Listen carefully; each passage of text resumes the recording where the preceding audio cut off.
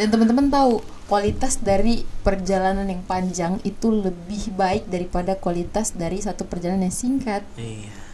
Jadi Itu jangan teman-teman berlebihan. jangan ragu ya, jangan ragu dan jangan malas atau jangan orang bilang lazy untuk berproses.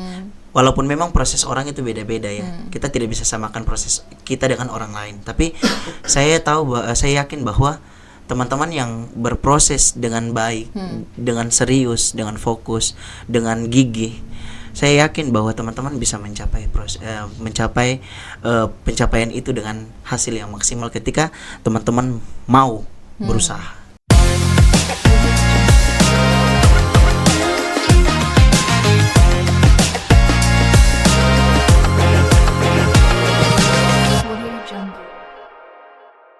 Halo Sobat Embaran, kembali lagi di podcast Embaran Baca Rita. Halo, so di video kali ini kembali lagi bersama saya Bunga Kotanggas. Dan tentunya Bunga tidak sendiri, karena Bunga bersama narasumber terbaik kita. Halo Abang. Halo. Gimana kabarnya? Alhamdulillah, seperti yang Bunga lihat sangat-sangat baik. Masya Allah, dia bersuara bicara saja ini, nada bicara saja ini suka kedengaran kol-kolahnya. Aduh. Sudah bisa ketebak. Masya Allah. Selamat menjalankan ibadah puasa. Terima Untuk kasih. kita Bunga juga puasa lancar ya. Masya Allah. Alhamdulillah. Lancar bersama.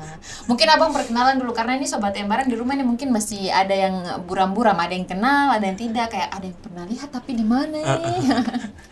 Boleh silakan. Iya. Halo sahabat Embaran ya. Sobat Embaran. Iya, Sobat Embaran. Assalamualaikum warahmatullahi wabarakatuh. Waalaikumsalam. Selamat malam, perkenalkan nama saya Abdul Latif Rahmetan. Terus apa lagi nih? Asal saya dari Maluku Tenggara, Kepulauan Gay. Cuman memang orang tua sudah lama menetap di Papua Barat ya, Papua Barat Daya. Dan saya sekarang lahir besarnya juga di sini. Cuman kan sempat kemarin di tanah rantau ya, tapi sekarang alhamdulillah sudah balik ke sini. Dan kembali lagi ke tempat tinggal lama di Wagom Piahar. Dan umur saya sekarang 20 tahun ini mau 25 tahun. Berarti anak-anak 2001. Gen Z ya. Sama-sama Gen Z. Iya. Dan saya alhamdulillah sekarang bekerja di salah satu kantor kementerian Kementerian Agama di Kota Fakfak, tentunya baru menjelang 5 bulan ini. Masya Allah, sukses selalu ya karirnya. Belum menikah ya? Untuk sekarang belum menikah, mudah-mudahan setelah dari podcast ini siapa tahu ada yang lihat terus. Ini ajang cari jodoh ya teman-teman. Tadi belum taruh ini pamflet apa di depan sini. Betul sekali. Ajang cari jodoh. Siapa cepat dia dapat. Masya Allah, mendoakan semoga cepat dapat. Amin Allahumma. Sudah mau kepala 3 ya kalau tahun ini 25, berarti tinggal 5 tahun lagi. Tinggal 5 tahun lagi. Usahakan pas kepala 3 itu sudah ada yang 5 tahun digandeng-gandeng. Bisa. Masya Allah. Oke teman-teman, jadi Abang Latif. Iya, Abang Latif. Abang Latif, saya kebiasaan panggil abang saya, jadi pas mau bilang nama langsung lupa. Abang Latif ini merupakan salah satu peserta terbaik ya di kategori bidang Laski. Laski bukan bidang sih, lebih tepatnya lembaga Laski. Boleh dijelaskan dulu mungkin ya Laski itu apa? Iya. Terima kasih. Laski itu adalah salah satu lembaga terbesar juga di Indonesia.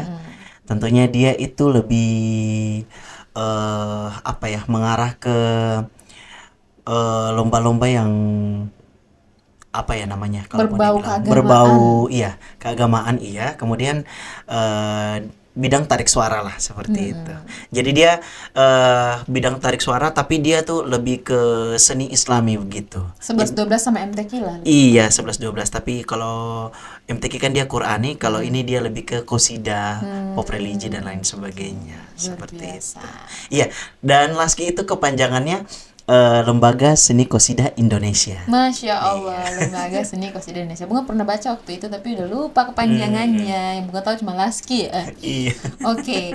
Sebelum kita masuk ke perjalanan awal kenapa sampai bisa Abang masuk di Laski nih, Bunga mau tahu dulu nih. Ini dulu sekolah SD, SMP sampai kuliah nih di mana? Waduh.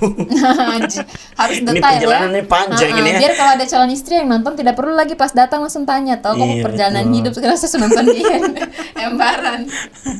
Iya, saya itu dulu karena memang tinggalnya di Fafak sudah dari kecil, dan saya tuh pernah tuh sekolah di SD Impres Wagom, tapi karena ada beberapa kendala terkait dengan orang tua ya, jadi akhirnya saya kembali sekolah di SD PPK Piar, jadi lebih dekat dengan saya punya komplek, iya dengan saya punya rumah begitu. Dan setelah itu 6 tahun berjalan, saya mulai meniti karir juga di bidang tarik suara di MTQ ya, di bidang tartil dan juga tilawah. Itu sekitar kelas berapa? Saya itu waktu kalau umur 10 tahun kurang lebih itu umur lagi.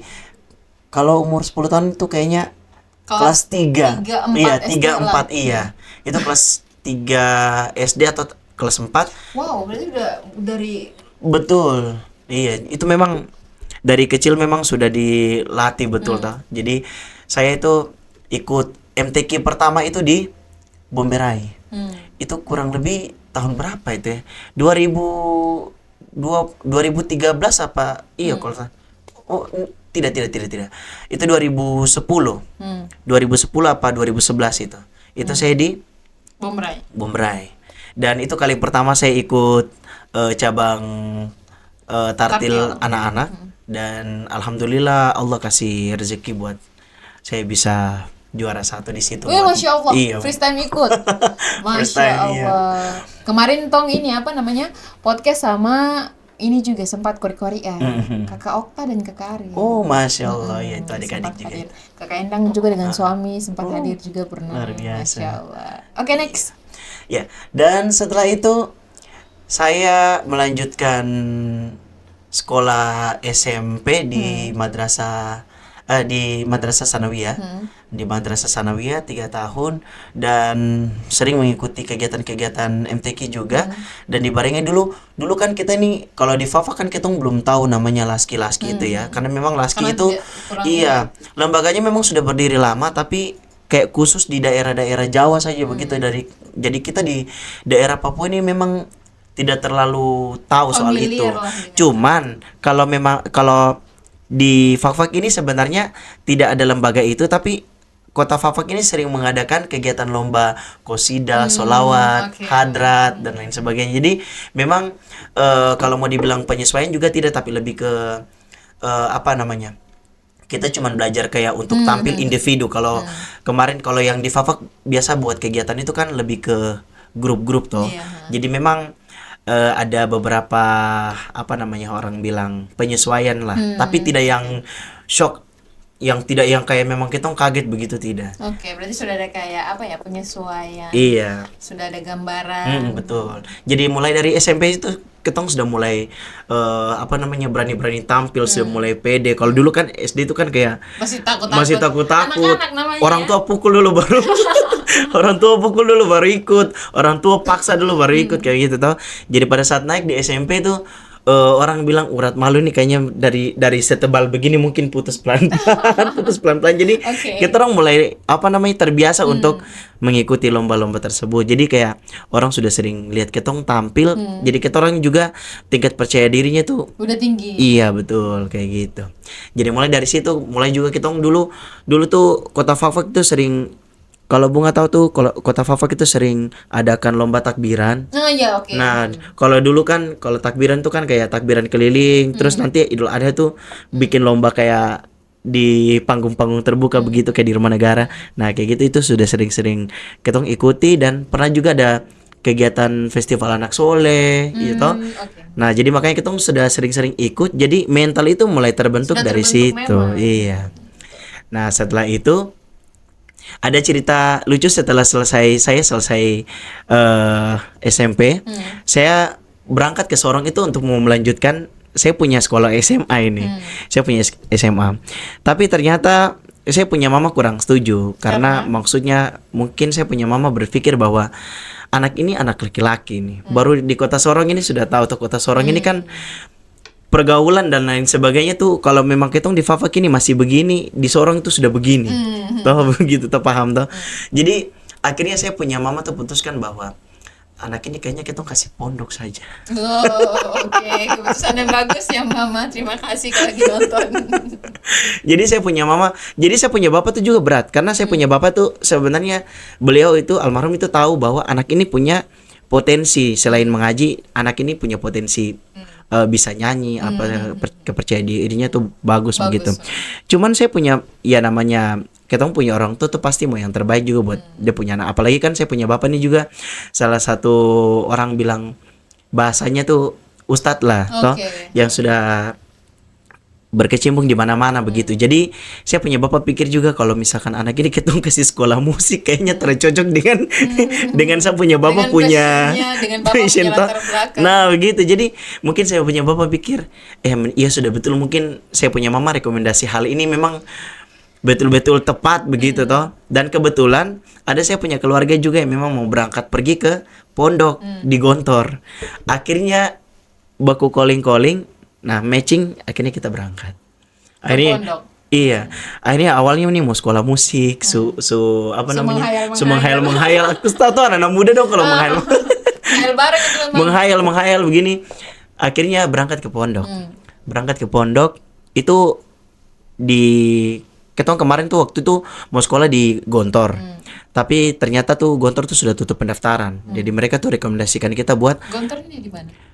Di daerah Jawa tuh kalau tidak salah, Jawa Timur ya, Jawa Barat kah kalau tidak salah. Nanti mungkin Bunga bisa cek lah. Iya.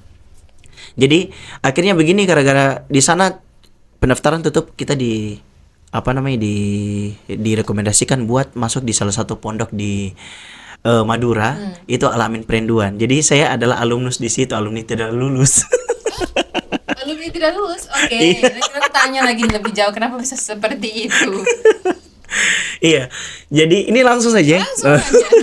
Jadi saya pada saat di pondok itu memang karena bukan jiwanya, mungkin karena bukan memang jiwanya, karena jiwanya nih memang mau yang apa namanya, yang orang kalau orang Fafa bilang cakadi di mandidi nih toh, yang mau yang tak putar kiri kanan, mau yang ikut lomba yang menyanyi apa. Kalau di pondok ini mana? Tidak bisa begini apa? Kutu mati lah istilahnya. Iya, mati kutu pokoknya. Jadi waktu di pondok ini kita baru saya punya bapak tuh maunya tuh kita masuk di MTA itu Mahat Tahfiz Al-Quran, itu jadi khusus menghafal saja. Sedangkan ada juga yang khusus bahasa Arab gitu tuh, semua bahasa TMI namanya, Tarbiyatul Al-Islamiyah. Jadi sampai di sana tuh saya punya bapak mau supaya masuk di ada kan kayak misalnya kayak ada 2 cabang nih. Nah kita masuk di hafalan Al-Quran. Bunga Kota itu satu kayak pusing sekali, saya punya bapak kemauan, saya sudah ikut saya korbankan kayak iya sudah saya ikut sekolah musik sudah. menghayal ini. Saya menghayal. Terus begini, saya punya bapak suruh saya masuk di tarbiyat di tahfiz Al-Quran supaya menghafal Al-Quran. Ini fashionnya nyanyi disuruh hafal Al-Quran kayak gitu toh. Mungkin karena orang bilang saya punya bapak ini beban moral karena seorang ustadz begitu toh. Jadi dia punya anak juga ya minimal ikut-ikut bapak punya jejak sedikit-sedikit. Jadi ceritanya sudah masuk sekolah. Jadi ternyata tuh kita sekolah tuh tidak tidak langsung masuk SMA kelas 1 tidak. Tapi kita tuh masuk di intensif itu kayak pembelajaran yang memang awal sekali. Jadi ketong yang kayak belum paham tentang Al-Quran atau mungkin kayak mendalami hafalan-hafalan dan lain sebagainya. Jadi kita masuk di intensif. Nah itu dikasih waktu 1 bulan itu 3 juz untuk hafal. Yap. Dan otak yang pas-pasan ini otak yang cuma tahu menyanyi terus tiba-tiba disuruh hafalan baru 1 bulan tuh 3 juz. Allahu Akbar. Serius, itu saya tuh tiap malam tuh menangis, saya pikiran, saya bilang ya Allah ini kapan saya bisa pulang di rumah, jadi singkat cerita gara-gara 1 bulan jadi misalkan kayak kita tidak lulus di 1 bulan itu 3 juz, berarti kita menetap kayak misalkan kayak kita masih menetap di SMP kelas 3. Oh, jadi belum bisa nyatakan lulus Betul. untuk masuk SMA gitu. Betul. Jadi belum, karena kan dia masuk intensif ya. Jadi gara-gara dari situ saya tidak lolos, saya tidak lulus itu. Tiga juz itu saya tidak lulus di 1 bulannya. Akhirnya saya menetap di SMP kelas 3. Jadi kayak perbatasan antara mau dibilang SMA tidak, SMP juga tidak. Jadi perbatasan Di antara SMP kelas 3 dengan SMA kelas 1. Di situ saya kayak, aduh, ini 1 tahun lagi. Jadi kapan saya lulus ini kalau begini? Nanti kan kayak itu kan ada, misalkan kayak ada pengabdian 1 atau 2 tahun. Jadi bunga hitung sudah, kalau misalkan kayak ketong sekolah itu kan lulusnya itu tidak lulusnya itu tidak menentukan dari kita punya kepintaran di sekolah, tapi di kita punya hafalannya. Jadi kalau mau naik kelas, hafalannya harus bagus. Jadi ketika lulus hafalan baru bisa naik kelas. Kalau tidak lulus hafalan, tidak bisa. Finish. Tinggal kelas begitu. Bahkan serius, Bunga. Saya punya ustadz satu. Itu dia sampai menikah di sana. Tidak lulus. Tidak lulus. Mungkin lulus ya, mungkin dia lulus, tapi mungkin lulusnya tuh sudah beberapa tahun sekali, mungkin ada sekitar 10 tahun kayaknya baru dia lulus. Akhirnya mungkin mengabdi di sana, jadi akhirnya jadi ustadz di sana, jadi dicarikan jodoh juga di sana, ya sudah menikah di sana. Begitu. Jadi kayak hidupnya terputar di lingkup itu. Iya, betul. Memang kalau mau dibilang hidupnya tuh dibiayain semua oleh pondok dan lain sebagainya. Cuman tapi kayak balasannya itu loh kayak hafalannya. Iya, itu. betul. Jadi kita dibiayai hidup di situ, tapi kita wajib mengabdi di situ, kayak gitu loh. Wajib membayar dengan hafalan itu dan pengabdian. Iya, betul. Jadi akhirnya begini, singkat cerita, saya tidak mampu menghafal, sudah mau berjalan 1 tahun. Saya putuskan untuk saya kabur. Saya pikir orang tua tarik pulang, ini dia kabur kan. Serius, jadi saya kabur. Saya kabur gara-gara saya berpikir daripada saya memaksakan saya punya diri dan saya tidak bisa. Jadi sebelum saya pindah ke saya balik ke Fakfak itu saya masih masuk pindah ke lembaga yang satunya. Tapi di lembaga yang satunya tuh memang didikannya keras juga. Dengan kita orang yang katanya ini Papua nih. Hafalan pindah ke yang kayak khusus bahasa begitu. Jadi dia berbagai macam bahasa, tapi ya sudah bilang toh kita dari timur ini memang orang Fakfak bilang haram tobat. Jadi akhirnya sudah berjalan waktu, saya tidak bisa bertahan. Akhirnya saya memilih untuk pulang, kabur. Tapi kalau saya pikir saya kabur, saya nih berpikir kalau saya kabur, saya punya saudara juga, dia tuh pernah di AFKN terus dia pulang juga tanpa ijazah atau maksudnya tanpa ada surat izin. Akhirnya sekolah juga katanya cari sekolah untuk mau terima mereka kan setengah mati, akhirnya ikut paket C ya kalau tidak salah. Nah akhirnya saya berpikir kalau saya pulang tanpa bawa saya punya raport atau lain sebagainya, saya tidak bakal bisa lanjut sekolah. Jadi akhirnya saya putuskan untuk saya buat surat kayak pengunduran diri, terus sekaligus surat pindah. Jadi saya urus semua tanpa saya punya orang tua tahu. Serius. Jadi saya punya orang tua. Itu mau masuk SMA. Mau masuk SMA. Pemikirannya sebegitu. Dipaksa dewasa oleh keadaan. Betulan.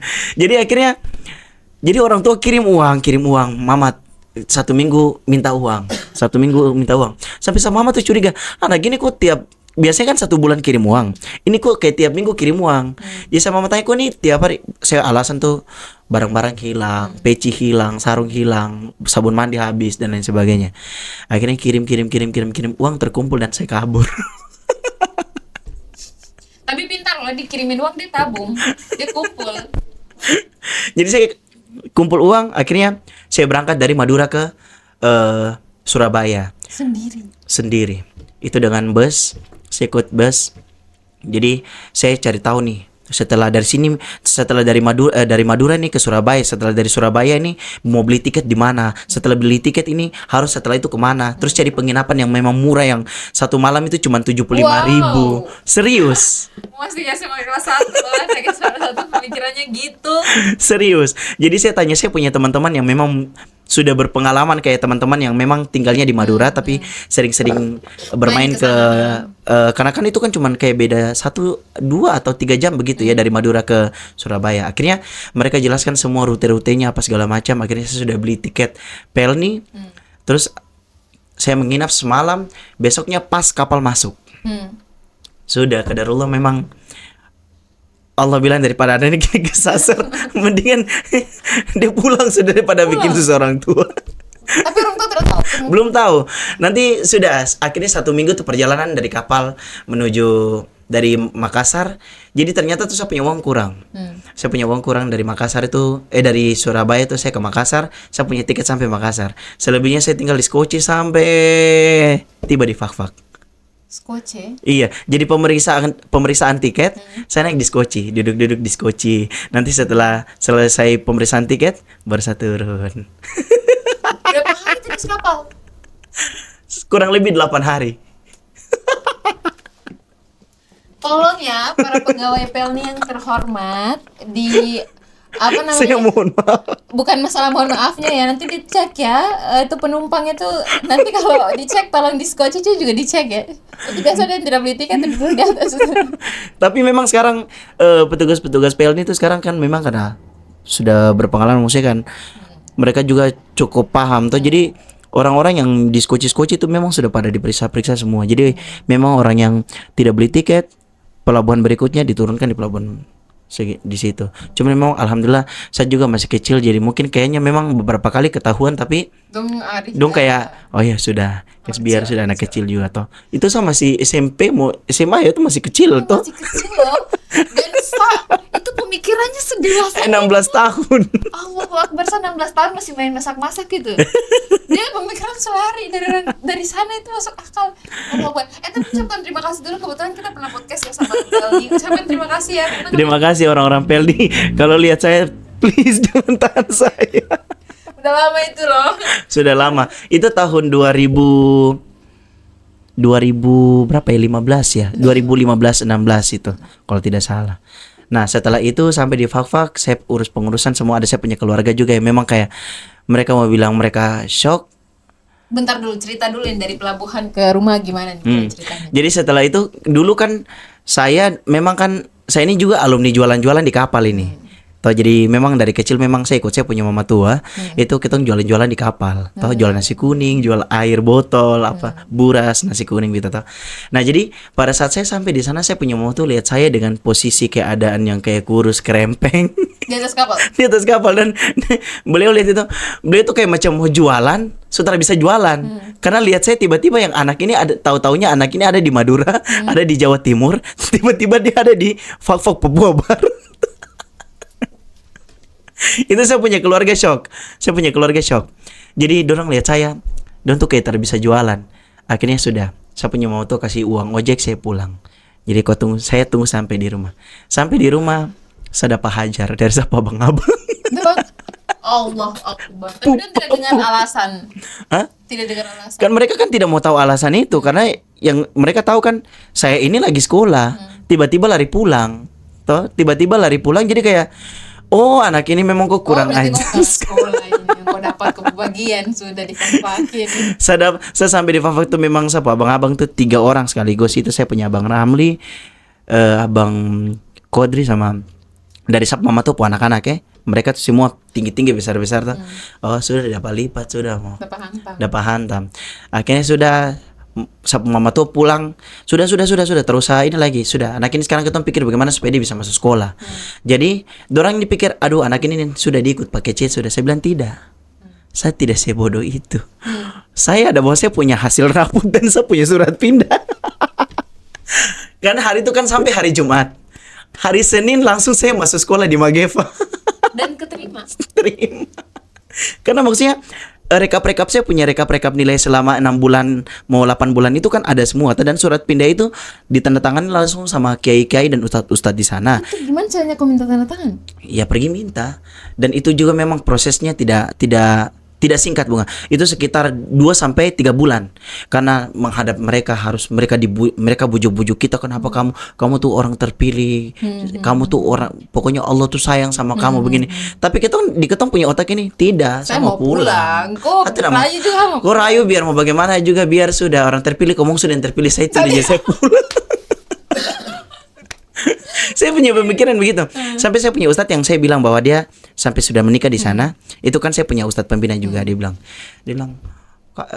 dia orang Buton, tapi memang sudah lama dia. Itu namanya Ustadz Ode. Dia bilang, kamu kenapa mau pulang? Kamu begini. Kamu loh bapak kamu sudah begini. Saya cuma begini, saya ekspresi itu begini. Memangnya bartal betul-betul. Pokoknya nih niat ini yang orang bilang niat ini sebulat yang Bulat kau toh. mau tarik lonjong juga Setara setara bisa. Setara bisa. Pokoknya nih pulang.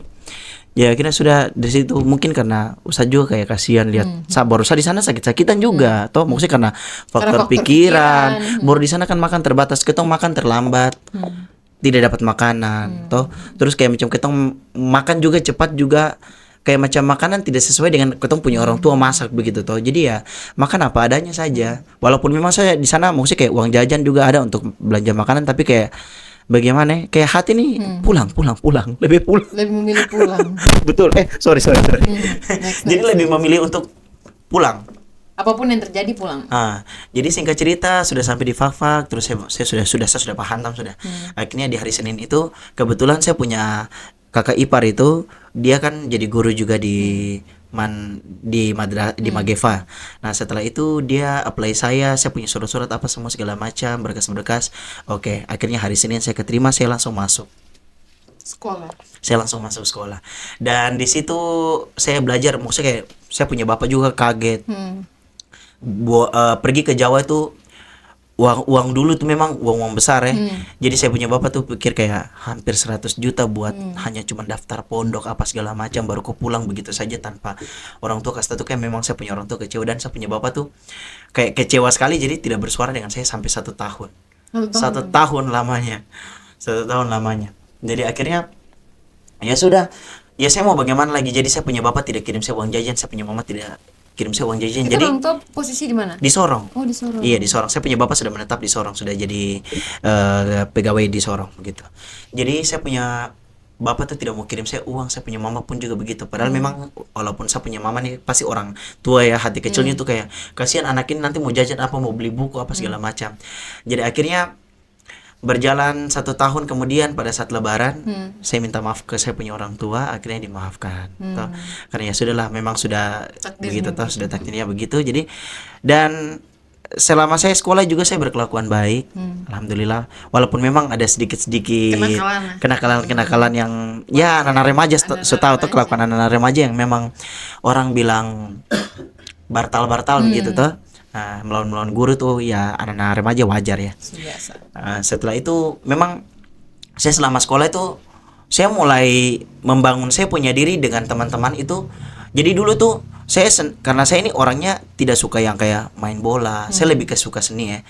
Jadi saya tuh kayak macam suka menyanyi di sekolah. Jadi saya punya teman-teman karena waktu itu kan di Fafak, saya mulai di Fafak itu pas sudah mulai ada lomba-lomba qasidah. Jadi saya mulai bina saya punya teman-teman dari beda-beda kelas yang pengen gabung untuk ikut saya untuk ikut lomba.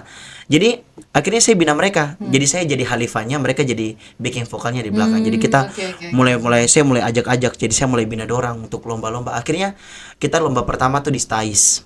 Stais itu waktu itu memang bertentangan juga dengan kita punya karena mau ulangan toh. Jadi kita punya kepala sekolah ini memang tidak maksudnya bukan tidak setuju juga sih tapi melarang karena kalian fokus untuk ulangan. Tapi saya ini bersikeras. Saya bersikeras bahwa kayak ya sudahlah walaupun minim dukungan. Aduh saya berterima kasih sekali sama saya punya Bapak Kasimahu, Masya Allah beliau support saya punya grup juga. Akhirnya kita bisa tampil dan kita bawa pulang juara. Nah mulai dari juara 2. Dan itu kita sendiri lomba waktu di Stais itu kita lawan ibu-ibu. Masya Allah. Lawan ibu-ibu semua. Jadi yang anak-anak sekolah itu cuma kita, anak muda itu cuma kita. Akhirnya kita juara 2 dan saya punya kompleks juga juara 1. Oke. Kompleks PR itu pokoknya terkenal sudah kalau qasidah. Aduh pasti ada orang ini lagi kayak gitu. Bukan sombong ya. Iya memang. Begitu. Jadi akhirnya mulai dari situ saya punya kepala sekolah tuh mulai ngelirik begitu loh. Oh anak-anak ini punya potensi nih. Nah mulai lagi kita ikut lomba. Terakhir waktu itu kita juara umum itu waktu di Seberang. Itu sekolah min itu apa namanya? Yang sekolah min itu Katemba ya?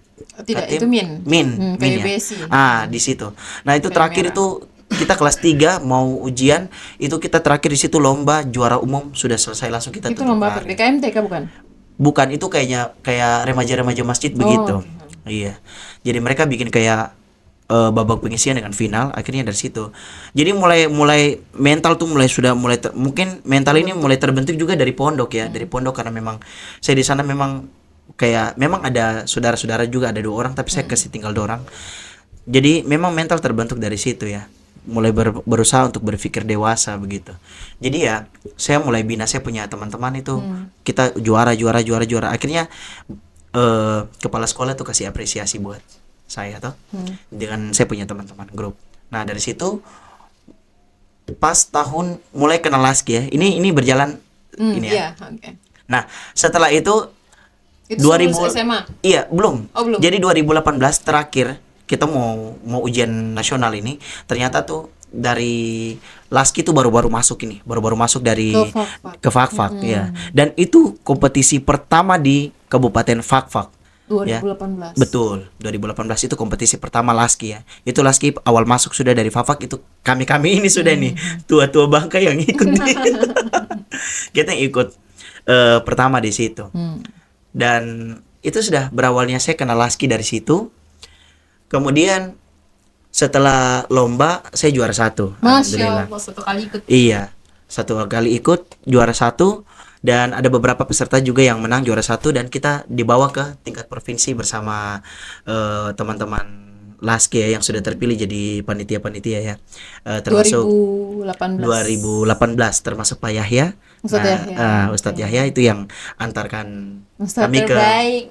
Iya, beliau tuh luar biasa.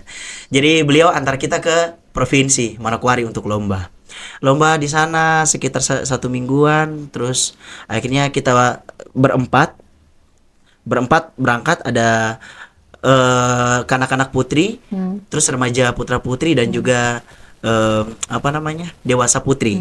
Nah yang tidak dapat juara tuh cuma dewasa putri, dan kita yang remaja putra putri dan kanak-kanak putri dapat, alhamdulillah Kota Fakfak itu bawa pulang 3 piala. Masya Allah. Kayak gitu. Juara putra putri remaja juara 3, dan juara 1 kanak-kanak putri. Kayak gitu. Wow. Dan itu dari situ, itu first time kita ke provinsi, dan mulai mengenal Laski di situ. Tapi setelah kita balik, saya mulai ketong ini mulai redup ini. Karena memang waktu itu kayaknya cuma diadakan 1 kali. 1 kali itu di Masjid Raya. Itu padahal itu ada panitianya, saya tidak tahu juga panitianya ngapain, tapi yang jelasnya mungkin juga mereka berusaha keras untuk mengimbangi Kota Fakfak ini dengan provinsi-provinsi lain juga supaya bisa membangun Laski ini jauh lebih baik. Tapi mungkin ada kendala-kendala yang memang kita tidak tahu ya. Jadi ya saya juga tidak bisa mengklaim itu mereka tidak kerja atau mereka kerja atau tidak gitu. Jadi akhirnya singkat cerita, setelah dari situ juga kita tidak tahu nih nasionalnya kapan gitu toh. Jadi akhirnya ternyata tuh di Sorong itu mereka sudah melakukan perencanaan itu.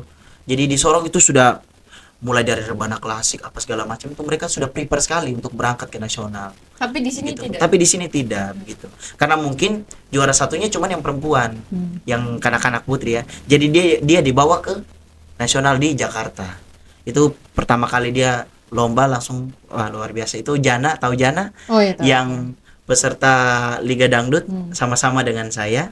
Nah itu dia. Yang sekarang udah jadi artis Indosiar. Nah betul. Jadi setelah itu 2018, setelah itu dia berangkat ke sana, dia balik, alhamdulillah masuk Harapan juga, juara Harapan. Dari situ kita mulai tenggelam. Nah mulai dari situ saya lulus sekolah, baru balik. Saya melanjutkan, saya punya perkuliahan di Sorong. Masuk Uni Muda Sorong. Nah berawal dari situ baru. Itu tahun 2019. Oke, jadi bertahap ya teman-teman. Iya, 2019. Jadi kita 2019 itu sudah mulai masuk di Sorong. Jadi saya mulai dulu tuh cuma fokus kuliah, jadi belum tahu Laski ini ternyata lebih besar di skalanya, ini lebih besar di Sorong, lebih maju di Sorong. Jadi akhirnya saya mulai ikut. Pertama kali itu saya punya kakak ini, sebenarnya saya punya kakak perempuan yang di Sorong ini, ternyata dia tuh sudah ikut-ikut. Dia sudah ikut-ikut dan dia ajak saya. Ada saya punya adik perempuan, ada saya punya adik laki-laki nih, dia juga pintar menyanyi. Ya sudah diajak lah ikut. Akhirnya begini, tapi waktu itu karena waktu itu kan lombanya kan masih tingkat kabupaten ya. Jadi saya mewakili kampus. Akhirnya mewakili kampus dan saya juara 1 juga di sana. Kayak gitu. Padahal freestyle ikut, dan itu padahal kalau bilang Sorong itu kalau sudah biasa berarti saingannya luar biasa. Iya, saingannya juga luar biasa. Cuman memang waktu itu kegiatannya memang diadakan di Kabupaten Aimas. Cuma memang untuk seluruh ini ya akhirnya ya sudah mulai kenal Laski dari situ, mulai dilirik ini sama apa namanya panitia-panitia yang penyelenggara Laski begitu. Kemudian mulai diajak buat bergabung gitu kan. Mau saya mulai mendalami karakter saya yang sesungguhnya tuh, maksudnya sebagai seorang penyanyi itu dari situ begitu loh. Sebagai penyanyi religi, penyanyi qasidah ya, saya mulai berawal dari situ memang. Kalau memang di Fafak itu kan cuman kayak coba-coba ya, tapi di sana tuh iya di Sorong tuh saya mulai mendalami sekali begitu, mendalami sekali. Jadi kayak akhirnya yang saya punya basic MTQ ini terbengkalai. Saya sudah tidak lagi ikut MTQ. Nah, itu alasannya, Alasannya memang saya sudah mulai kayak saya berpikir juga saya ikut MTQ beberapa kali juga sudah mulai tergeser posisinya dari 1 ke 2, 2 ke 3, 3 ke tak dapat juara sama karena sekali. saingannya itu cukup berat kalau di Tilawah. Di Tilawah. Apalagi kalau untuk Kabupaten Fak-Fak skala pencetak kori-kori ya terbaik di Papua Barat. Jadi memang ya begitulah ya, sulit. Iya. Jadi mulai dari situ saya mulai berpindah genre dari mengaji ke menyanyi ya. Tapi itu memang berpengaruh. Akhirnya memang kualitas ketong mengaji dengan menyanyi itu akhirnya saya punya kualitas yang mengaji yang dulu menurut saya bagus akhirnya menurun gitu kan. Menurun. Tapi karena itu dia sudah saya mendalami satu bidang aja. Satu bidang saja dan saya sudah tidak berfokus lagi ke bidang lain. Akhirnya itu sudah bidang yang lain tuh menurun tapi yang satunya naik karena memang begitu toh. Ya akhirnya seiring berjalannya waktu mulai ikut lagi kompetisi, ikut. Akhirnya juara provinsi langsung diberangkatkan ke nasional di Ambon. Wow. 2019. 1 tahun itu juga. Iya, di 2019 itu juga. Kayak gitu. Nah, nanti setelah dari balik dari Ambon, saya mulai tuh ada apa namanya iklan-iklan Indosiar, apa promosi-promosi kayak liga-liga dangdut. Dulu kan Dangdut Academy, tapi dibikinkan liga dangdut. Jadi skalanya tuh lebih besar begitu. Jadi mencakup seluruh Indonesia kan. Kalau Dangdut Academy itu kayak cuma daerah-daerah, tapi kalau kita dari Papua mau ikut juga bisa gitu toh. Tapi ini memang kayak diambil duta-dutanya memang kayak pemilihan putri Indonesia, tapi kayak diambil duta-dutanya dari laki-laki perempuan dari masing-masing provinsi. Akhirnya ikut kompetisi, ikut online, dihubungi sama tim Indosiar buat ikut offline. Ikut offline alhamdulillah lolos. Nah, pasangannya saya itu sama Jana itu. Nah, itu dia. Yang sempat viral waktu itu di Kabupaten Fak-Fak. Nah, setelah itu kita dibawa ke Jakarta untuk audisi jurinya. Audisi juri. Jadi kita dibawa 5 orang audisi juri. Setelah audisi juri itu memang cukup berbeda ya dengan kita audisi di sini ya. Kalau di sini kan cuman orang-orang tim kreatifnya saja. Tapi pada saat di sana tuh langsung ketemu Nasar, ketemu Dewi Persik, ketemu Benigno, pokoknya artis-artis Indosiar lah kayak Inul Daratista dan lain sebagainya. Ya sampai di sana kita audisi, alhamdulillah dari seluruh Indonesia itu saya dan Jana yang termasuk sebagai duta Papua Barat. Waktu itu ya masih Barat. Iya, jadi belum pemakaran, masih Papua Barat. Masih jadi cuma 2. Jadi saya berpikir Jana sudah mewakili dari kota Fak-Fak, ya sudah saya mewakili dari Sorong. Jadi biar orang bilang dukungannya tuh kuat begitu loh, dukungannya kuat. Nah, ternyata memang Fak-Fak ini walaupun kecil, dia berdukungan luar dia punya biasa. orang tuh luar biasa sekali.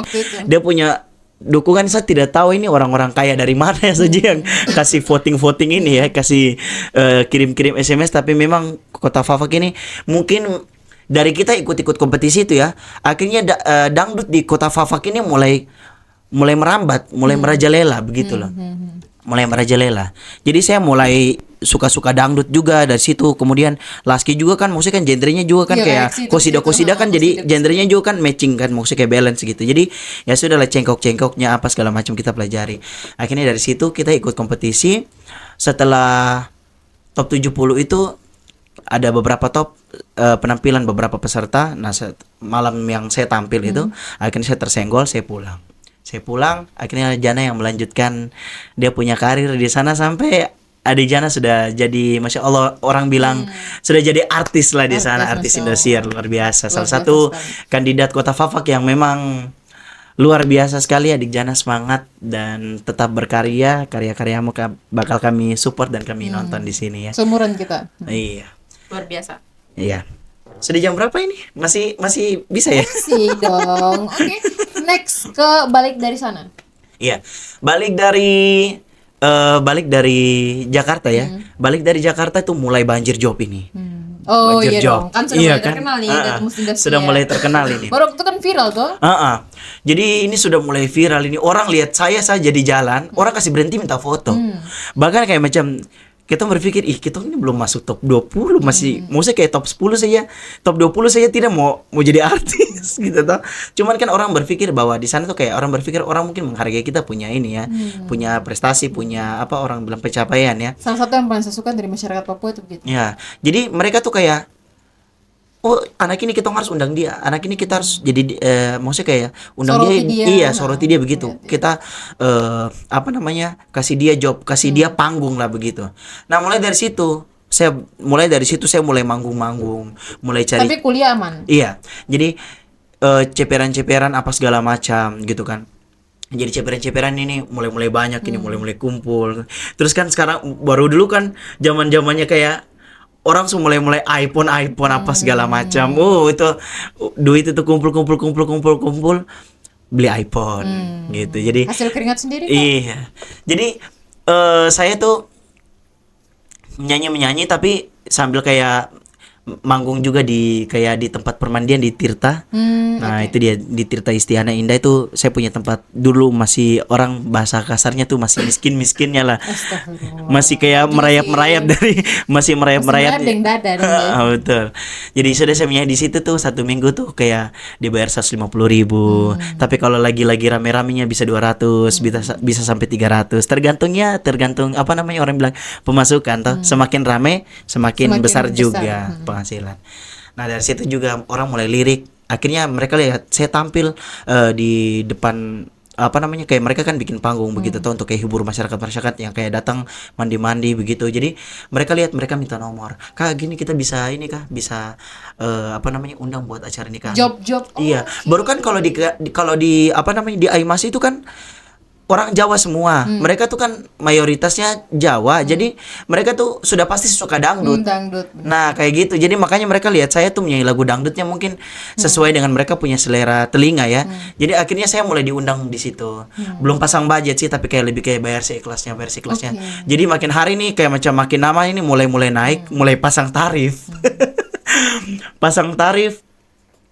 Jadi yang awalnya tuh cuman 350 jadi 500 ke 700 ke 1 juta. 1 juta sampai dunia saat ini kalau misalkan mau dibilang acara nikahan itu bisa 1.500.000, tapi kalau misalkan acara besar itu bisa 3 sampai 5 juta. Wow. Kayak gitu. Wow, Masya Allah. Emang tidak diragukan teman-teman suaranya, karena saya mau kasih satu bocoran. Kakak ini kalau untuk masyarakat Fak-Fak ini, kamu pasti tahu kemarin ada lomba Kasida ya di Jalan Baru. Bukan Kasida. Apa tuh? Maaf saya apa namanya? Perbaiki ini KDA, kontes dangdut akbar. Kontes dangdut akbar baru saja kemarin 2025 itu. Iya 2025. Dan kamu tahu siapa yang juara 1? Dia sudah nih di depan saya nih. Jadi sudah asing lagi teman-teman. Iya. Mungkin yang di wilayah Fak-Fak ada yang mau nikahan besok. Iya, mungkin dari sini ya bisa nonton terus. Mungkin kalau mau undang saya buat menyanyi di acara nikahan, kalau misalkan soal budget jangan dipikir, mungkin kita bisa nego-nego tipis-tipis ya. Insya Allah saya mau undang tapi 8 tahun lagi ya. Oh, Masya Allah. Itu udah mungkin. Itu saya sudah, kayaknya saya sudah rengke-rengke ke apa ya? Allahu Akbar. Memang rencana betul-betul ini. Rencana cari jadwal betul-betul ini. Oke, next. Sekarang pasti di setiap perjalanan tuh kan adalah satu perjalanan yang sedih-sedih dan ada yang bikin kesel sekali. Satu yang bikin sedih, satu yang bikin emosi.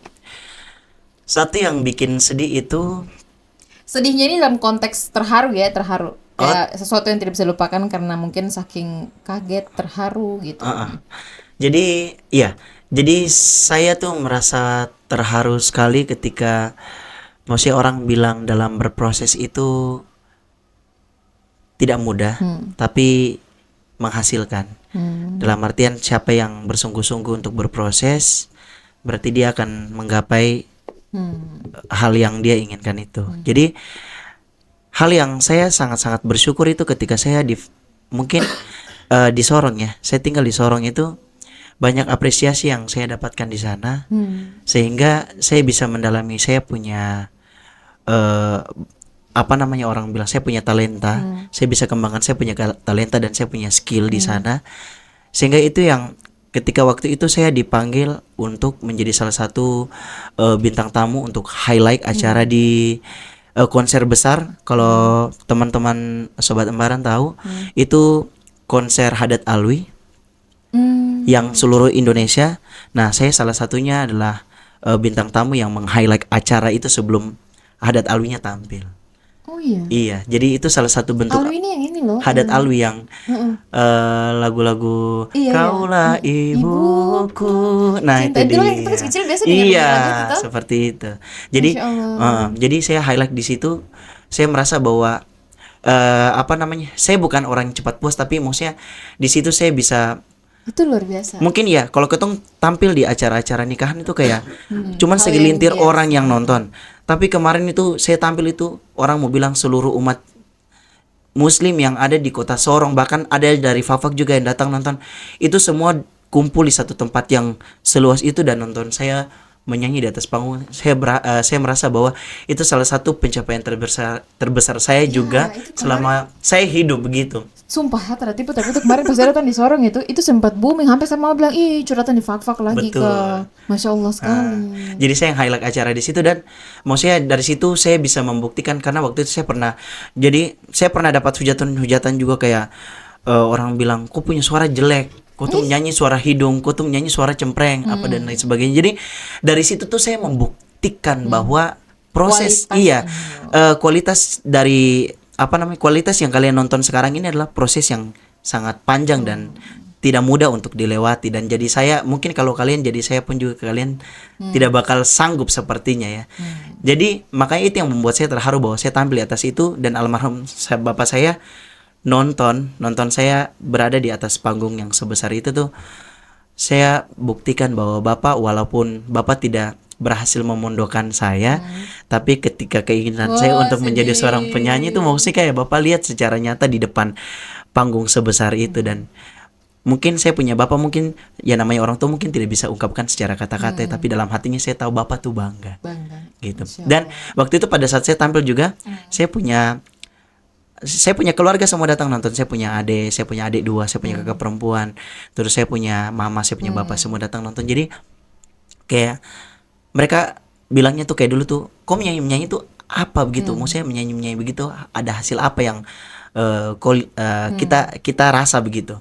Tapi dari setelah itu saya punya bapak lihat saya tampil dengan luar biasa di atas panggung, saya tahu bahwa saya bisa membanggakan saya punya orang tua dari situ. Nah itu yang membuat saya terharu sampai dunia saat ini.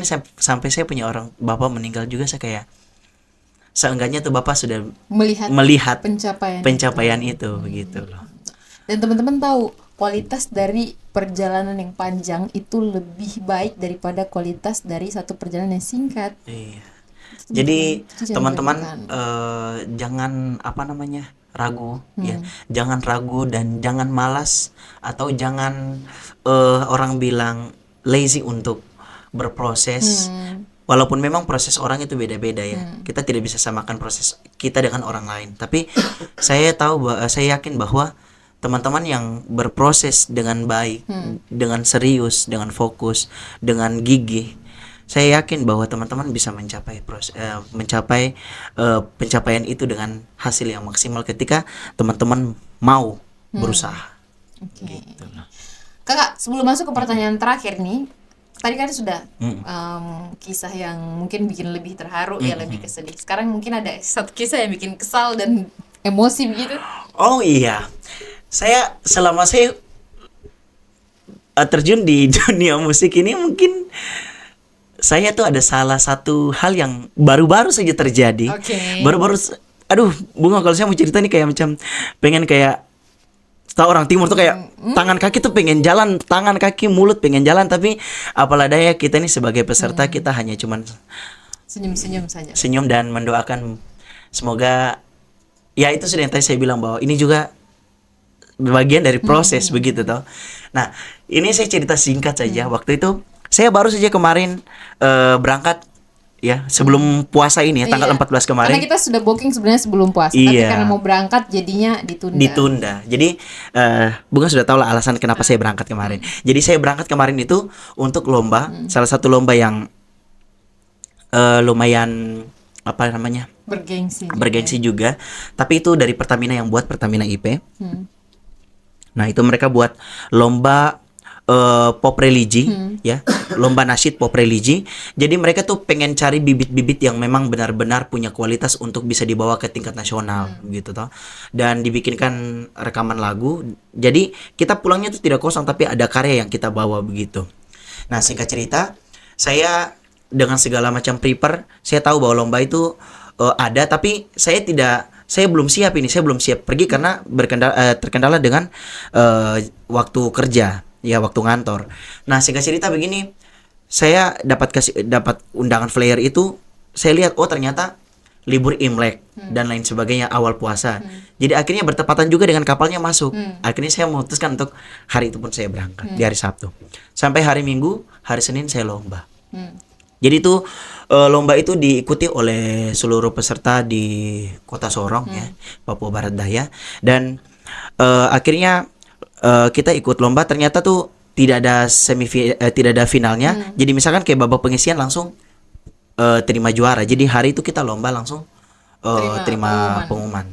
Jadi ini hal yang menurut saya sangat-sangat tidak masuk akal ya, sangat-sangat tidak masuk akal, karena ketika saya tampil itu tidak ada miss komentar gitu loh. Dan ini jurinya nih dari juri artis ya, juri dari Jawa, juri artis. Itu ada beberapa juga juri dari Pertamina juga, ada 1 orang, dan selebihnya itu dari juri artis. Nah, kalau Bunga tahu pernah dengar lagu Muhasabah Cinta, wahai pemilik nyawaku. Oh, oke. Pernah. Kata butir-butir cinta air mataku. Itu dia kan. Itu mereka yang jadi juri. Dan mereka yang sempat hadir pada waktu itu. Jadi setelah saya tampil, jadi setelah tampil tuh kayak di Indonesian Idol langsung dikomentarin, dikasih komentar, terus dikasih masukan gini. Jadi saya selesai tampil, saya dikomentarin tuh tidak ada miss komentar yang memang benar-benar bahwa menunjukkan di situ penampilan saya hari itu ada miss, gitu. Dan ini yang membuat saya sampai sekarang masih bertanya-tanya dan darahnya masih panas ya. Karena memang tujuannya kita datang di sini adalah bahas barang ini sebenarnya. Jadi bahas barang ini. Agak panas ya, saya minum dulu biar dingin. Iya.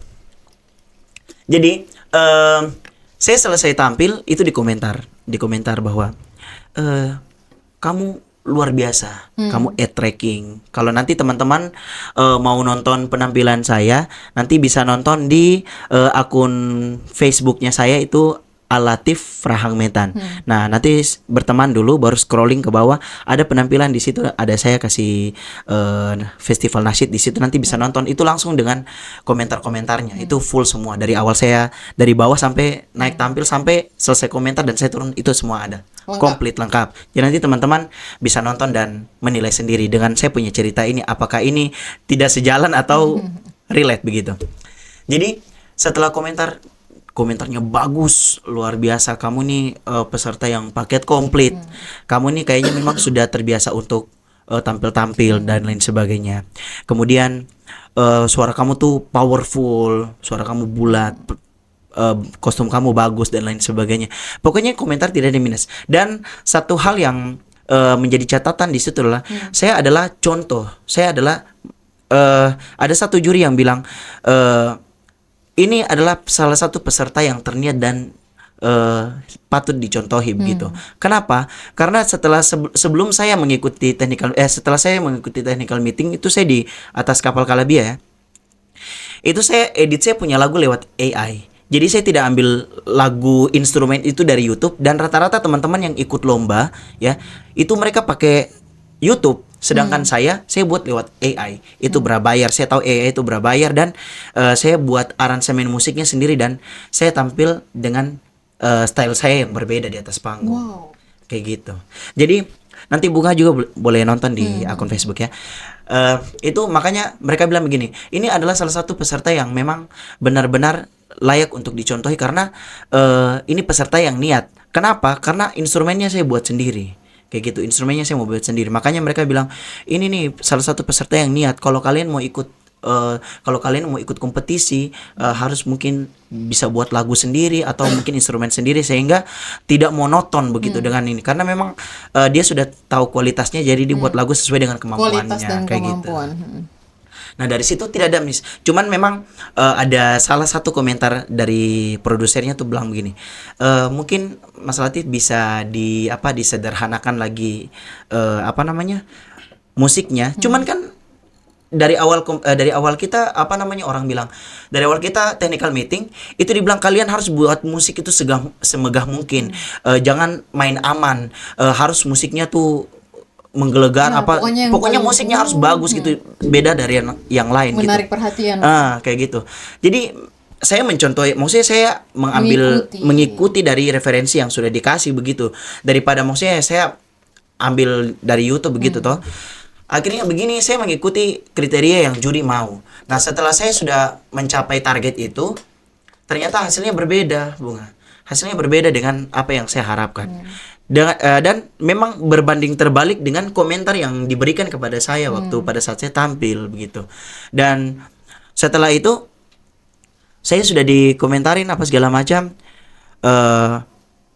katanya tuh musiknya lebih disederhanakan. Kemudian mungkin ada beberapa aransemen musik yang memang hampir hilang, tapi masih ada. Tapi overall semuanya bagus gitu loh. Karena mungkin cuma dominan suara saya pada saat di alunan musik piano.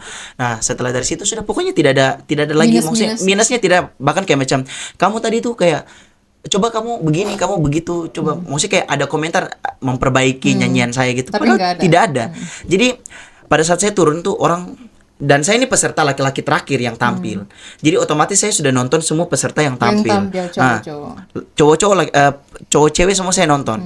Dan kita para penonton juga sudah bisa menilai bahwa mana yang terbaik begitu.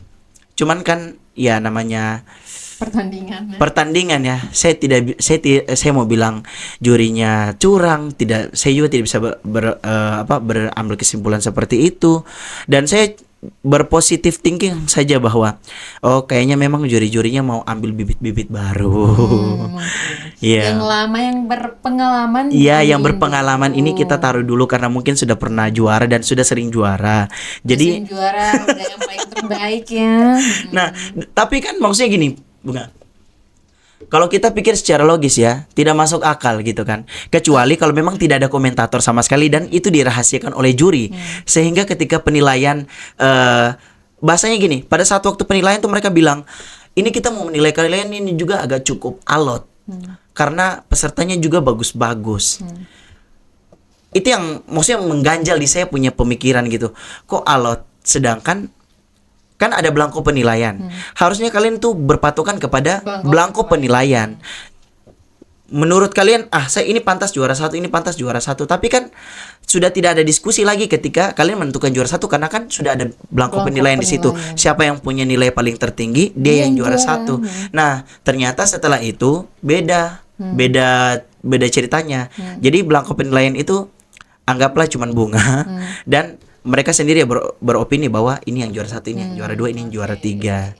Itu yang mengganjal di perasaan saya. Dan sampai saya bilang begini, kok jurinya artis tapi kayak penilaiannya begitu. Bahkan sampai kayak jurinya nasional tapi tidak profesional begitu.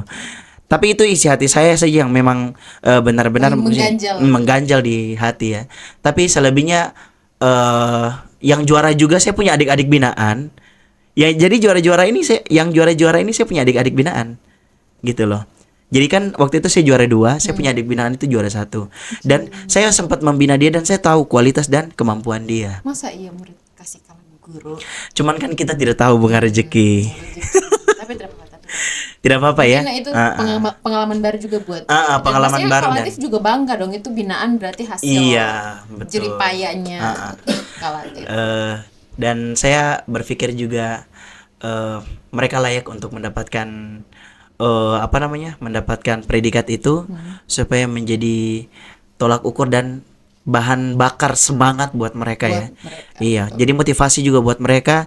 Kalau soal juara tuh saya berpikir bahwa juara itu siapa saja bisa dapat dan kita tidak bisa mentakar rezeki kita seperti apa karena memang rezeki itu memang Allah yang atur ya. Betul. Karena Allah tuh cuman Allah tuh punya hak untuk membalikkan hati seseorang ya. Jadi kita biar mau tampil sebagaimanapun juga, tapi kalau memang jurinya maunya yang juara satunya ini ya kita bisa apa? Gitu kan. Apalagi kan keputusan juri tidak bisa diganggu-gugat. Jadi ya kita sebagai pesertanya hanya cuman kayak Masya Allah Tabarakallah, Alhamdulillah seenggaknya masih masuk juara Dan masih diberikan kesempatan. Nah, dan akhirnya saya bawa pulang juara itu, tapi sayangnya saya waktu itu dipanggil untuk rekaman buat single, rekaman buat grup nasyid, tapi karena memang keadaannya saya sudah tidak masuk kantor 2 hari karena ternyata tidak ada libur libur apa namanya kepala puasa, orang Fafak bilang tuh libur kepala puasa. Jadi tanggal 18 19 itu saya alpa. Allahu Akbar. Sedangkan saya tahunya tuh 18, 19, 20, 21, 22 kan hari Minggu. 20. Jadi saya tahunya tuh libur. Nanti 23 hari Senin baru masuk. Ternyata tidak, dan akhirnya saya memutuskan untuk saya pulang, saya tinggalkan saya punya nyanyian itu cukup. Hobi, iya, kita saya tinggalkan saya kembali punya hobi, kita kembali ke masa depan yang memang garda utama. kita kembali ke tempat yang memang menghidupi kita selama beberapa tahun ke depan ya. Karena mungkin nyanyian itu mungkin ya sudah, setelah nyanyi ya sudah, nggak tahu ada rezeki apa tidak. Tapi kalau ini kan rezeki yang pasti nih, Tiap bulan ada. tiap bulan ada, tunjangan Yang ada, makan, uang makan ada kan. Jadi lebih berpikir realistis. Saya pulang, jalani saya punya absen dengan baik, perbaiki saya punya absen, saya kerja dengan baik supaya tahun depan 5 tahun ke depan saya masih dipakai lagi untuk kontrak berikutnya karena kan saya kan P3K atau jadi harus berkelakuan baik dan harus mempunyai riwayat kerja yang baik. Begitu kalau nanti absen alpa terus nanti dapat teguran, akhirnya jadi pertimbangan dan saya tidak tahu dilanjutkan apa tidak. Jadi keputusan saya memang benar, saya harus pulang untuk melanjutkan pekerjaan saya. Masya Allah, luar biasa. Mari kita kasih aplaus Luar teman-teman. biasa. Ini kayaknya sudah 1 jam lebih ya Bang. Iya. Sudah berapa jam? 1 jam ya? Oke, Wah, luar Masya biasa. Allah. Kita masuk ke pertanyaan terakhir nih. Mungkin harapannya dong untuk pemerintah. Kalau harapannya saya tuh ke pemerintah agak sedikit kritis, nggak apa-apa ya. Tapi ini kan demi apa Ini kan namanya? masukan ya, Iya, masukan dari rakyat. Masukan dari rakyat, masukan dari kami para musisi dan juga anak-anak muda.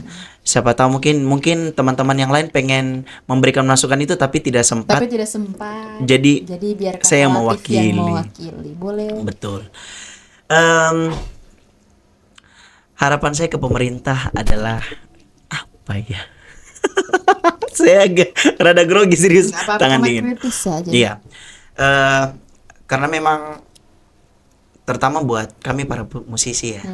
Kami para musisi sebenarnya memang sudah punya komunitas di Kota Fakfak, tapi sayangnya tuh kami tuh kurang dukungan.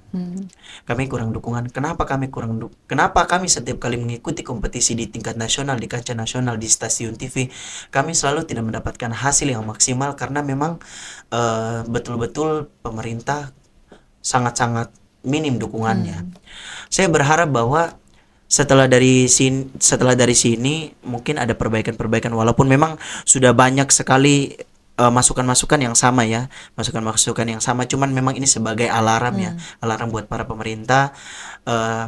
Coba dilihat kembali lagi teman-teman atau adik-adik para pemuda-pemudi yang ada di Kota Fakfak, karena mereka mempunyai kualitas yang luar biasa tapi tidak mempunyai wadah. Seperti itu, iya. Bahkan saking mereka tuh inisiatif membuka wadah sendiri. Tapi kan kita membuka wadah sendiri ini kan harus butuh dukungan ya. Harus butuh ada yang mempublikasikan, ada yang bantu dorongan, bahasanya kayak bantu dengan tenaga, bantu dengan materi, karena itu sangat-sangat penting. Ketika saya rasa bahwa pemuda-pemudi di Fakfak ini banyak yang pengen berkreativitas tapi terbatas karena dukungan yang sangat minim, begitu. Wadahnya. Iya, wadahnya juga tidak ada. Jadi makanya tuh anak-anak ini sangat-sangat punya kayak sekarang tuh anak-anak sekarang kayak buat podcast kayak begini ya kan, anak-anak muda. Dan saya lihat Bunga ini sebenarnya lebih muda daripada saya ya. 2006 luar biasa. Saya 2001, Bunga 2006. Jadi makanya saya bilang anak-anak seperti ini yang pemerintah wajib melihat dan membuka mata selebar-lebar dan membuka hati untuk bergerak mau untuk melihat anak-anak muda ini, karena kita sebenarnya kalau memang pemerintahnya mendukung, kita tidak kalah jauh dengan teman-teman yang ada di Jawa. Kita tidak kalah jauh. Kualitas kita sangat-sangat baik dan kualitas kita ini bisa kita ini mempunyai kualitas yang berdaya saing untuk di kancah-kancah nasional. Seperti itu. Jadi ya itu dia tadi, pemerintah tolong dilihat teman-teman kami atau pemuda-pemudi yang ada di kota Fakfak, mulai dari musisi ya yang mempunyai kreativitas yang begitu luar biasa, sehingga anak-anak ini jangan dijadikan sebagai kayak cuman apa orang bilangnya, kayak anak-anak ini jadi kayak kelinci percobaan aja begitu.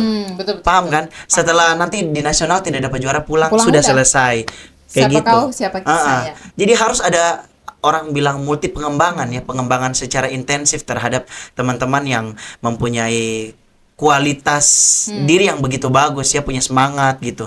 Jadi pemerintah harus bisa lihat itu, jangan sampai mereka sampai ke nasional tidak ada yang mendampingi atau tidak ada yang support. Akhirnya mereka tuh punya semangat yang luar biasa, punya kualitas yang bagus, tapi tidak didukung secara, Terus pastinya tidak semangat. iya, akhirnya anak-anak itu kayak, contohnya saya pernah ikut nasional, terus kayak di stasiun TV kemarin di Indonesia, saya merasa kurang Tidak dikasih dukungan. apresiasi. Iya, kurang dukungan. Jadi ngapain saya mau berkarya? Iya kan? Karena Kayak tidak gitu. ada apresiasi. Karena tidak ada apresiasi. Paling yang dukung cuma kita teman-teman dekat, teman-teman kuliah atau teman-teman sekolah atau guru-guru atau keluarga dekat. Tapi selebihnya orang siapa yang mau nonton kita atau orang siapa yang mau lihat kita, ya kan? Dan seperti ini Embaran Bacarita ya. Seperti Embaran Bacarita nih, maksudnya kayak sudah lumayan luas, tapi pemerintah harus wajib lihat dan kembangkan lagi gitu loh. Sehingga mungkin yang hari ini kita bisa, maaf ya, kayak contohnya kayak hari ini kita cuman di ruangan yang sepetak ini ya, kita berproses di ruangan sepetak ini, sehingga ada dukungan dari pemerintah, kita bisa buat satu project yang memang lebih besar daripada ini gitu loh.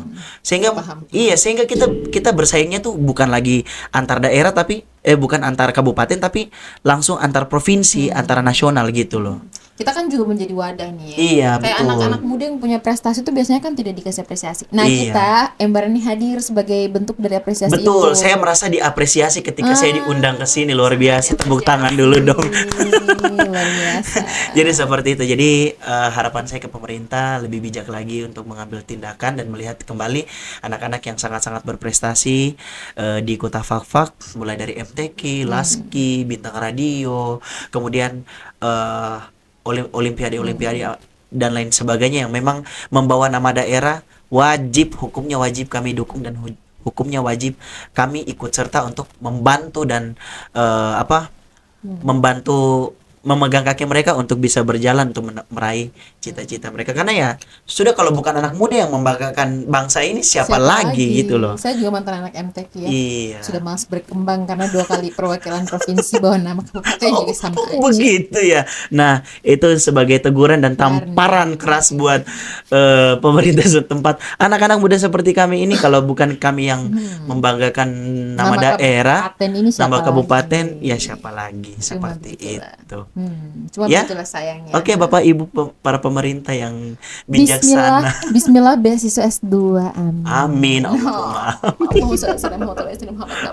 Ini biasanya nih kalau tengah-tengah malam gini, kalau doa tuh langsung dijabal loh. bulan puasa lagi. Bulan Ya Allah, puasa lagi. Bapak Bupati nonton Hapu Podcast.